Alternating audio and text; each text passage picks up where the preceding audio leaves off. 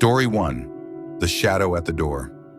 The city of Los Angeles was a sprawl of glittering lights and hidden dangers, a place where dreams were born in the glow of Hollywood and nightmares lurked in the shadows of its endless streets.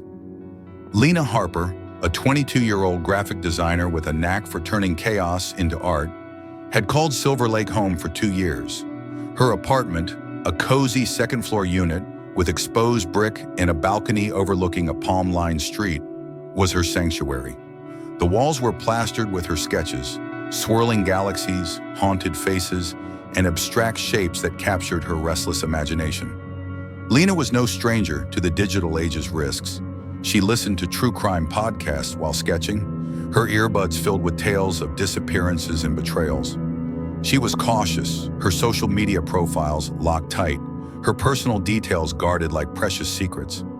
Yet, in a city where information was currency, even the cautious could become prey.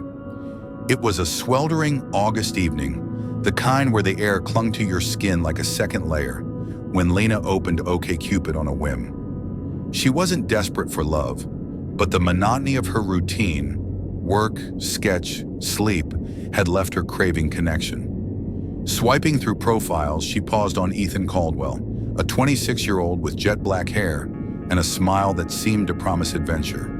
His profile was sparse but compelling. 4 photos caught her eye. One showed him with a golden retriever, its fur glowing in the sunlight.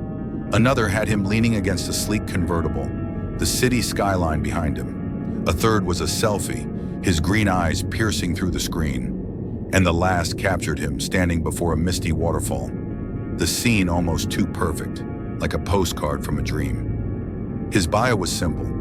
Just a guy looking for someone to explore LA with. Bonus points if you love dogs and sunsets. He lived a mile away, close enough to feel like fate. Lena swiped right, and within minutes, they matched. Their conversation flowed effortlessly, a playful exchange about LA's overcrowded coffee shops, the best taco trucks, and their shared disdain for tourists clogging Venice Beach. Ethan's messages were witty, peppered with emojis that made Lena smile. "Ever been to that secret speakeasy in Echo Park?" he asked. "Not yet," she replied, "but I'm game if you know the password." He responded with a winking emoji, and soon they were texting daily, their banter a bright spot in Lena's otherwise solitary evenings. After a week, Ethan suggested exchanging numbers. Lena hesitated, her true crime instincts whispering caution, but his charm disarmed her. She sent her number and their texts grew more personal. Ethan shared stories of his freelance photography gigs, claiming he'd shot for magazines in Paris and Tokyo, though his details were vague, like memories half remembered. "What about you?" he asked. "What's the weirdest place you've ever sketched?" Lena told him about a midnight session in a deserted Griffith Park, the city lights sprawling below like a sea of stars. "That's bold," he texted. "I like bold." Ethan proposed a date at the Stalking Horse, a trendy brewery halfway between their apartments. "Tomorrow night, 8 p.m., he texted. Lena agreed, her heart fluttering with a mix of excitement and nerves. The next evening, she slipped into a black dress that hugged her curves, her auburn hair loose around her shoulders. She ordered an Uber, her phone buzzing with Ethan's updates. "Just left my place. Walking over. Got us a spot at the bar." The messages felt reassuring, grounding her as the city blurred past her window. The Stalking Horse was a hive of activity, its industrial decor, exposed pipes, Edison bulbs, and reclaimed wood, casting a warm but slightly eerie glow. The air smelled of hops and fried food, the chatter of patrons blending with indie rock from hidden speakers. Lena scanned the crowd, her eyes landing on a man at the bar who matched Ethan's photos. He was tall, his black hair slightly tousled, but as she approached, a chill ran down her spine. His smile was too wide, his eyes too intense, like a predator sizing up its prey. "Lena," he said, his voice smooth but laced with an edge she couldn't place. "Ethan, nice to finally meet you." They settled at the bar, ordering craft beers with names like Midnight Reaper and Ghost Haze.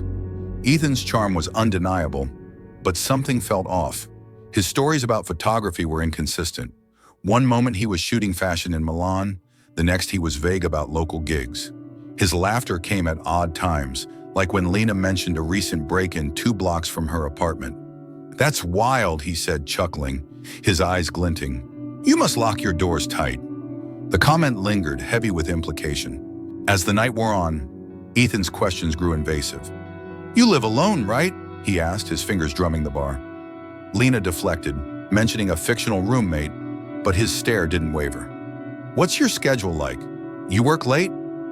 His tone was casual, but his eyes were hungry, dissecting her every word. Lena's instincts screamed to leave, but she didn't want to seem rude. She sipped her beer, the bitterness mirroring her growing unease. An hour in, the brewery felt suffocating, the shadows in the corners stretching toward her. Ethan's mannerisms were jarring, sharp, jerky movements, a laugh that sounded forced, a stare that lingered too long. "I need to head home," Lena said abruptly, faking a yawn. "Early morning tomorrow." Ethan's smile faltered, but he recovered quickly. "Let me walk you home," he said, his tone insistent.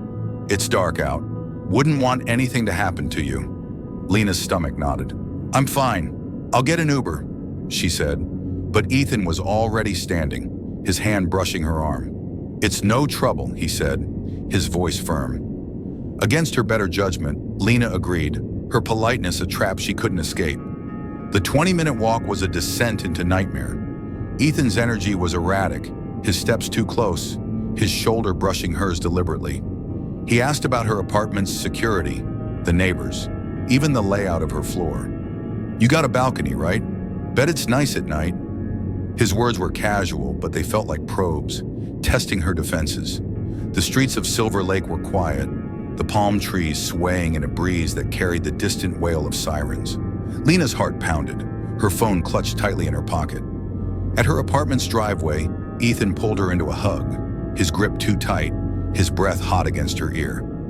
"See you soon, Lena," he whispered, the words dripping with promise. She broke away, forcing a smile, and hurried inside, locking the door behind her. Her apartment, once a haven, felt violated. She checked the locks twice, her hands trembling. Her phone buzzed, and Ethan's name flashed on the screen. "Did I do something wrong?" he texted. "You seemed off on the way back." Lena's fingers shook as she typed. "No, you didn't do anything wrong. I just didn't feel a connection. I'm sorry, but I wish you the best." His response was immediate, the words sharp. "One date isn't enough to know. You're being unfair. I thought you were different." Lena tried to stay calm. "I'm not interested. Please respect that." The text turned venomous. "Wasted $100 on you. You're nothing special. Go back to your stupid dating apps." Then a message that stopped her heart. "I know where you live now." Her breath caught, the words glowing like a threat in the dark. She blocked his number, her pulse racing, and double-checked every window, every lock. The apartment was silent, but the silence felt alive, watching her. 15 minutes later, a violent pounding shook her front door. "Lena!" Ethan's voice was a guttural scream, raw with rage. "Open the door!" The bangs were relentless, each one a hammer against her nerves. "I know you're in there!" he roared, his voice slurring with anger or alcohol. Lena crouched in her bedroom, her phone clutched tightly, dialing 911. "There's a man at my door," she whispered to the operator, her voice barely audible. "He's threatening me."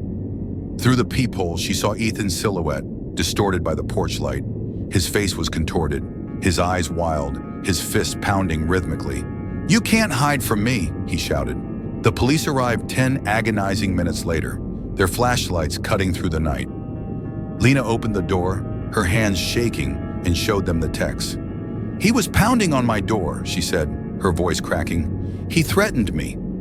The officers found Ethan lurking in the shadows near the driveway, his knuckles bruised, his eyes defiant. They issued a warning and escorted him away, but their words chilled her. "He's not an imminent threat unless he escalates further." Sleep was impossible. Lena sat on her couch, a kitchen knife on the coffee table, her eyes darting to the windows. The next evening, she peered through the peephole and saw Ethan on the stairs leading to her apartment, his figure hunched like a vulture. He was motionless, his eyes fixed on her door. She called the police again, her voice trembling with fury and fear. They arrived issuing another warning, but Ethan's gaze locked onto hers as he was led away, a silent vow to return. For days, Lena lived in a state of siege. She arranged for her friend Marcus, a burly coworker, to escort her in and out of her apartment. The city, once vibrant, felt like a maze of threats. A week later, a text from an unknown number arrived. "Are you home?" Lena's heart stopped. She blocked it, but another came the next day. "Saw you at the coffee shop today." She hadn't been to a coffee shop in weeks. The messages continued, each from a different number, each more invasive. "Nice dress last night. Your balcony looks cozy." Lena installed a doorbell camera, its grainy footage her only defense. One night, it captured Ethan standing in her driveway, staring at the door for 10 minutes before vanishing into the dark. The fear consumed her. Lena stopped sketching, her creativity drowned in paranoia. She scrubbed her online presence, deleting social media, changing her number, but Ethan's shadow lingered. She spotted him in crowds, his black hair, his piercing eyes, only for him to vanish when she looked again. Her neighbors reported strange noises, footsteps on the stairs, a figure lingering by the mailboxes. Lena's landlord dismissed her concerns, citing city life. One night, a storm swept through LA, the wind howling, rain lashing the windows. Lena's power flickered, plunging her apartment into darkness. Her phone buzzed with a text from an unknown number. "Look outside." Against her better judgment, she peered through the blinds. Ethan stood in the street, rain-soaked, his eyes fixed on her balcony. Lightning illuminated his face, his smile a twisted mockery of the one from his profile. She called the police, but by the time they arrived, he was gone, leaving only a soaked cigarette butt on the pavement. Desperate, Lena moved to a new apartment in Echo Park, a gated complex with security cameras. She changed her number again, abandoned OkCupid, and told only Marcus her new address. But the nightmares followed. She dreamed of Ethan's face at her window, his voice whispering her name. Her new doorbell camera caught fleeting glimpses of a figure in a hoodie, always just out of frame. She reported each incident, but the police found nothing, their patience thinning. Months later, a news alert pinged on her phone. A man matching Ethan's description had been arrested for stalking multiple women across LA. His apartment was a shrine of obsession, walls covered with photos, maps, and notes about his targets. Lena's blood ran cold as she recognized her own face in the grainy images, her apartment's address scrawled in red ink. The article mentioned a restraining order violation, but Ethan had vanished after making bail, leaving no trace. Lena's new apartment felt no safer. Every creak, every shadow was Ethan. She kept the knife by her bed, her phone always charged, the camera feeds open on her laptop. One night, as thunder rumbled over the city, her doorbell camera pinged. The screen showed Ethan standing at the gate, his face obscured by a hood, his eyes glinting in the dark. The gate buzzer sounded, a low, insistent drone. Lena froze, her heart a drumbeat in her chest. The buzzing stopped and the camera went black. She called the police, but they found no one. The camera's memory card was missing, the gate untouched. Lena knew he was out there, a shadow moving closer with every passing night. In the City of Angels, her nightmare had no end. Story 2. The Ghost of Him. Marissa Vega thought she had outrun her past. At 25, she was carving out a new life in a quiet San Francisco suburb, her days filled with sociology classes at the local college and evenings spent in a cozy, book-lined room in her family's Victorian home. The house, with its creaking floors and stained glass windows, was a sanctuary, a place where Marissa could bury the memories of Dylan Carter, her ex-boyfriend, whose charm had once masked a darkness that left scars on her heart and body. Their 3-year relationship had been a turbulent dance of passion and pain. Dylan's honeyed words giving way to shouting matches, slammed doors, and bruises she hid under long sleeves. 2 years ago, Marissa had finally broken free, blocking his number, erasing his existence from her life. She thought she was safe. She was wrong. San Francisco in spring was a city of fog and secrets, the mist rolling in from the bay like a shroud over Marissa's world. She had rebuilt herself piece by piece, finding solace in her studies and tentative hope in a new relationship with Alex, a med student whose gentle humor made her feel alive again. Their dates were simple: coffee at a Mission District cafe, walks along the Embarcadero, his hand warm in hers. Marissa was cautious, her online presence locked down, her Instagram private, her posts rare. She knew the internet was a minefield where personal details could be plucked from the ether by anyone with enough determination. Dylan, she believed, was a ghost she had exorcised. It started with a knock on her door one foggy April evening. The scent of her mother's lasagna lingered in the air, the TV murmuring in the living room where her parents sat.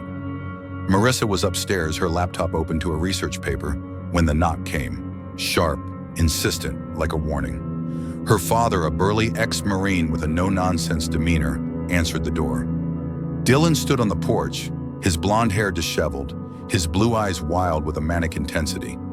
"I need to see Marissa," he shouted, his voice cutting through the quiet suburb. "She's mine!" Her father blocked the doorway, his voice low and firm. "Leave now, or I call the cops." Dylan lunged, his fist grazing her father's jaw before neighbors, alerted by the commotion, pulled him back. Marissa, frozen at the top of the stairs, watched as her father's face darkened with rage. The police arrived, their lights flashing through the fog. Dylan was handcuffed, his shouts echoing as he was led away. Marissa's parents convinced her to file a restraining order, citing Dylan's history of violence. A bar fight that left a man hospitalized, a string of arrests for disorderly conduct. The court granted the order, a thin piece of paper that felt like a shield, but offered no real protection. For 2 months, silence followed. Marissa began to breathe easier, her nightmares of Dylan's voice fading. She posted an Instagram story one night, a candid shot of her and Alex at a jazz club, his arm around her smile genuine for the first time in years. She tagged him, a small act of defiance against her fear. The next morning, Alex showed her a DM from an account named Kyle. "You're dead, pretty boy." The message was in all caps, the words pulsing with rage. Marissa's phone buzzed with a DM from the same account. "He's disgusting. You're better than this." Her stomach churned, the familiar dread creeping back. She knew it was Dylan, hiding behind a fake profile. She blocked the account and used Instagram's feature to block any new accounts the user might create. But the violation lingered. She reported it to the police, showing them the messages, but they dismissed it. "It's just words," the officer said, his tone bored. "No direct threat, no evidence, it's him." Marissa's frustration boiled, but she tightened her social media privacy, stopped posting, and deleted old photos. Her online life became a ghost town, mirroring her growing paranoia. The weeks that followed were tense. Marissa avoided windows at night, her curtains drawn tight. She checked her phone obsessively, jumping at every notification. Alex noticed her unease, his concern deepening. "You okay?" he asked one evening as they sat in her room, a textbook open between them. She forced a smile, not wanting to drag him into her nightmare. But the nightmare found her. One night, alone in her kitchen, Marissa was working on a sociology paper, the house quiet except for the hum of the refrigerator. The fog outside pressed against the windows, turning the world into a gray haze. Her phone buzzed, a text from an unknown number. She opened it and her heart stopped. It was a photo of her sitting at the kitchen counter, her laptop glowing, her silhouette framed by the window. The image was taken from outside, the angle impossibly close, as if the sender were standing in the backyard. Her hands trembled as she slammed the blinds shut, her breath shallow. She was alone. Her parents at a friend's dinner, her siblings away at college. The house felt vast, its shadows alive. She called her father, her voice shaking. "Dad, someone's outside. They sent me a picture of me right now." As she spoke, a shadow moved outside the sliding glass door, a dark shape in the fog. Dylan's face pressed against the glass, his eyes bloodshot, his lips curled in a snarl. "Open the door, Marissa," he growled, his voice low and menacing. "We need to talk." She screamed, "Leave me alone." But he pounded the door, the frame rattling. "You can't run from me," he roared, his fists hammering the glass. Marissa backed away, her phone still pressed to her ear, her father's voice a lifeline. "I'm calling 911, he said, his tone sharp with panic. "Lock yourself in your room." Dylan's pounding grew frantic, his voice rising to a scream. "You think that paper keeps me away? You're mine, Marissa." In a fit of rage, he punched the glass door, shattering it. Shards rained onto the tile, and blood poured from his hand, his screams of pain mingling with fury. Marissa ran to her room, locking the door, her heart pounding as she hid under the bed, clutching a kitchen knife she'd grabbed on instinct. Dylan's voice echoed through the house, calling her name, demanding she come out. The sound of his footsteps crunched on broken glass, growing closer. The police arrived, their sirens cutting through the fog. Marissa emerged trembling and showed them the restraining order, the photo, the texts. Dylan was in the backyard, clutching his bleeding hand, his eyes wild as he shouted obscenities. The officers handcuffed him, his glare burning into Marissa as he was led away. He was charged with vandalism and violating the restraining order, sentenced to 3 years in prison. At the trial, his stare was a promise of vengeance, his lips mouthing silent words that chilled her. But prison couldn't contain Dylan's obsession. Weeks after the sentencing, Marissa received a text from an unknown number. "I'll find you when I'm out." She blocked it, but the messages kept coming, each from a different number. "You can't hide. I know where you are." She installed security cameras, changed her locks, and avoided windows. Her life a fortress of fear. One night, her camera caught a figure in the backyard, too blurry to identify but unmistakably male, standing motionless in the fog.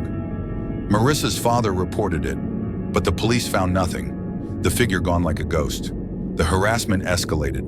Marissa received packages with no return address, photos of her walking to class, a lock of her hair, a note scrawled in red ink, "Always watching." She stopped going out alone, her world shrinking to her house and campus. Alex tried to support her, but the strain showed in his eyes, his laughter fading. One evening, he received another DM from a new account. "She's mine, back off or you're next." Marissa begged him to block it, but the fear was a wedge between them. Her parents decided to move, renting a new house in a gated community across the city. Marissa changed her number, deleted her social media, and left no forwarding address. The new house was modern, sterile, its security system a comfort, but not a cure. She checked the cameras nightly, her sleep fractured by nightmares of Dylan's face at the window. One night, the doorbell camera pinged, showing a figure in a hoodie standing at the gate, his face obscured. The feed cut out, the screen black. Marissa called the police, but they found only a cigarette butt smoldering on the pavement. The brand Dylan smoked. Months passed, the messages slowing, but never stopping. Marissa learned Dylan had been released early for good behavior, a fact that sent her spiraling. That night, her phone buzzed with a text. "Miss me?" She didn't sleep, her eyes fixed on the darkness outside. The cameras caught glimpses of a figure at the edge of the property, always vanishing before the police arrived. Her parents hired a private investigator who uncovered Dylan's new alias on dark web forums, trading tips on evading restraining orders. He was closer than she thought, his obsession a living thing that fed on her fear. One stormy night, as thunder shook the house, the power went out. Marissa's phone lit up with a text. "Look behind you!" She spun around, the knife in her hand, but the room was empty. The cameras were down, the house a void of shadows. A knock came at the back door, slow and deliberate. Marissa froze, her breath caught in her throat. The knock came again, followed by Dylan's voice, soft and chilling. "I'm home, Marissa." She ran to her parents' room, waking them, and they called the police. When the officers arrived, the backyard was empty, but a bloody handprint marred the glass door, the same door Dylan had shattered years ago. Marissa's family moved again, this time to a different state, their address a closely guarded secret. But the fear followed, a shadow that clung to Marissa's every step. She knew Dylan was out there, his obsession a chain that bound her to him, no matter how far she ran. In the quiet of her new home, every creak was his footsteps, every shadow his face. The ghost of him was eternal, a nightmare that would never let her go. Story 3. The Watcher Next Door. In the quiet suburb of Westchester, New York, just beyond the clamor of New York City, 14-year-old Nicole Ramsey lived in a world of routine and safety, or so she thought. Her family's colonial-style home, with its white picket fence and manicured lawn, was a picture of suburban bliss. The house next door belonged to the Wilsons, a family of four whose two teenage sons, Eric and John, were fixtures in the neighborhood. Eric, the older son, was away at college, but Gene, an 18-year-old senior at Nicole's high school, was a constant presence, his lanky frame and unsettling smile casting a shadow over her daily life. Nicole, a freshman navigating the chaotic halls of Westchester High, was used to the awkwardness of adolescence. But Gene's attention was something darker, a quiet menace that grew with every encounter. Westchester was the kind of place where neighbors waved from porches and kids rode bikes until dusk. But beneath the surface, secrets simmered. Nicole's home was her sanctuary, its walls adorned with posters of pop bands and her own doodles, sketches of fantastical creatures and dreamlike landscapes. She was a quiet girl, her auburn hair often tucked behind her ears as she buried herself in books or scrolled through TikTok, her social media set to private to avoid the drama of high school cliques. Her parents, Mark and Ellen, were protective but not overbearing, trusting the neighborhood's calm to keep their daughter safe. Nicole's older sister, Lily, was a junior, often out with friends, leaving Nicole to navigate her freshman year alone. Gene Wilson had always been odd, but it wasn't until Nicole started high school that his behavior turned unsettling. He was tall, with pale skin and dark eyes that seemed to look through you rather than at you. His smile was too wide, his voice too eager, and he had a habit of appearing whenever Nicole was outside, grabbing the mail, watering the garden, or walking to school. "Hey, Nicole," he'd call from his porch, his tone overly familiar, as if they were old friends. At first, she dismissed it as harmless. Gene was a senior, part of the school's tech club, known for his quiet demeanor and occasional bursts of intensity. But his persistence grew, a slow drip of discomfort that seeped into her life. It started innocently enough. Gene would linger by the fence separating their yards, asking about her classes or complimenting her backpack. "You like art, right? I saw you drawing in the library," he said one day, his eyes fixed on her sketchbook. Nicole nodded politely, her stomach tightening. She didn't like how he seemed to know her schedule, how he'd appear at the exact moment she stepped outside. He'd try to walk her to school, his long strides matching hers despite her quickening pace. "I'm not looking for anything right now," she'd say when he asked for her number, forcing a smile to avoid confrontation. Gene would nod, but his eyes betrayed a hunger, a fixation that made her skin crawl. Nicole's parents noticed her unease. "He's just awkward," her mother said, but Nicole wasn't so sure.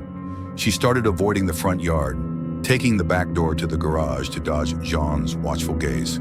Her father, a high school history teacher, began driving her to school, his pickup truck a shield against John's presence. For a while it worked. John stopped waiting by the fence, his silhouette absent from the morning routine. But the reprieve was temporary, a calm before a storm Nicole didn't see coming. One crisp October evening, Nicole was in her upstairs bedroom with Ethan, a classmate from her biology class. They were working on a group project, their textbooks spread across her bed, the room lit by a soft glow from her desk lamp. Her window faced the Wilsons' house, its dark silhouette framed by the fading light. Nicole's phone buzzed, a text from an unknown number. "I thought you said you're not looking for anyone." Her heart stopped, the words glowing like a thread in the dim room. She typed back, her fingers trembling. "Is this Gene?" The reply was immediate. "Maybe." She demanded to know how he got her number. "You gave it to me, remember?" he texted. But Nicole knew she hadn't. Her breath caught as another message arrived. "Who's that in your bed?" The words were a violation, a blade slicing through her sense of safety. Gene wasn't just guessing. He was watching, close enough to see inside her room. She glanced at the window, its blinds half open, revealing the dark void of the Wilsons' house. A second-story window, always dark, stared back like an unblinking eye. Nicole lowered the blinds, her hands shaking, and showed Ethan the text. "This is creepy," he whispered, his eyes wide. She texted John, "How do you know who's here?" He ignored her, sending another message. "You lied to me." The room felt smaller, the air thick with dread. Nicole's parents were downstairs watching a movie. She ran to them, her phone clutched tightly, and showed them the text. Her father's face darkened as he read, his voice sharp. "Stay here," he said, grabbing a flashlight and heading next door. Her mother hugged her, but Nicole's eyes stayed on the window, half expecting Jean's face to appear. Her father returned 20 minutes later, his expression grim. "Jean's parents say he's got some kind of personality disorder," he said. "They claim he's harmless, but I don't buy it." Jean denied sending the text, claiming he didn't have her number, but the Wilsons' excuses rang hollow. The police were called, but without proof linking Jean to the number, they could only issue a warning. "Keep us posted if it escalates," the officer said, his tone dismissive. Nicole's life became a prison. She stopped opening her blinds, avoided the front yard, and checked her phone obsessively, jumping at every notification. Her parents installed security cameras, their feeds a constant vigil on her laptop. One night she woke to a tapping at her window, a soft, deliberate rhythm. She peered through the blinds and saw Jean's silhouette, his breath fogging the glass, his eyes glinting in the moonlight. She screamed and her parents called the police, but Jean was gone by the time they arrived, leaving only a smudged handprint on the window. The harassment grew bolder. Nicole received texts from new numbers.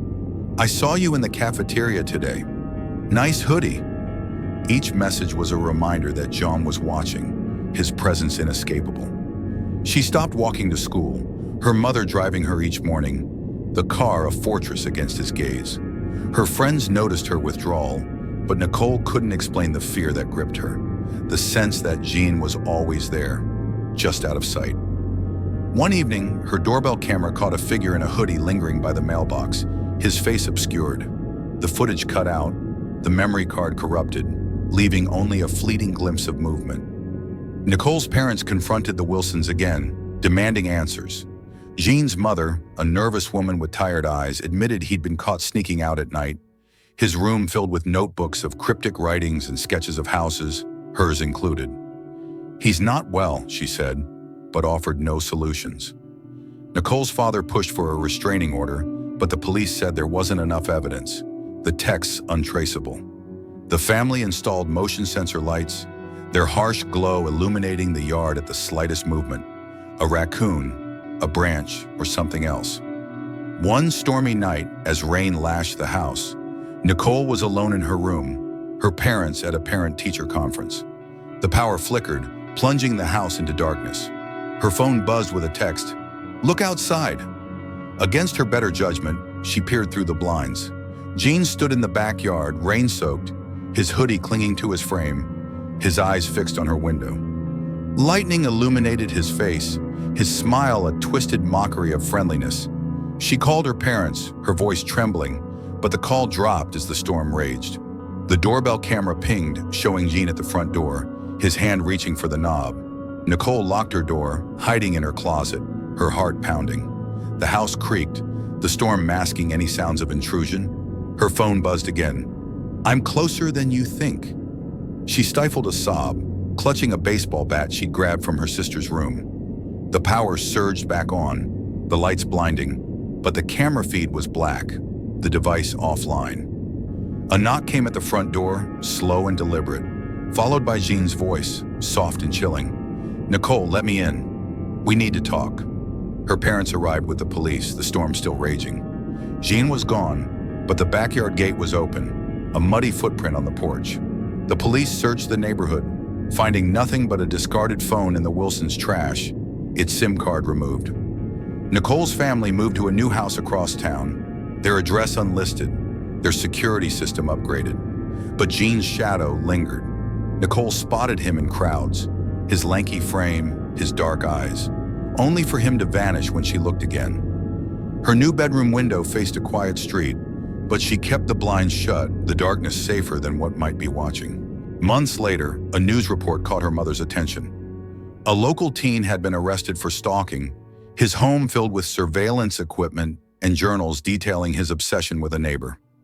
John's name wasn't mentioned, but Nicole recognized the house in the grainy footage, her own face in a photo found among his belongings.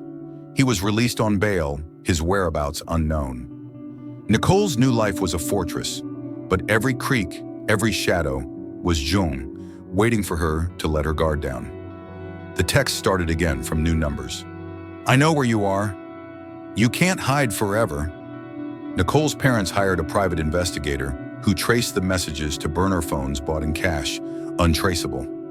One night, as snow fell over the new neighborhood, the doorbell camera pinged. The screen showed John standing at the gate, his face obscured by a scarf, his eyes glinting in the dark. The feed cut out, and the gate buzzer sounded, a low drone that echoed through the house. Nicole froze, her breath visible in the cold air, knowing the watcher next door was never far away.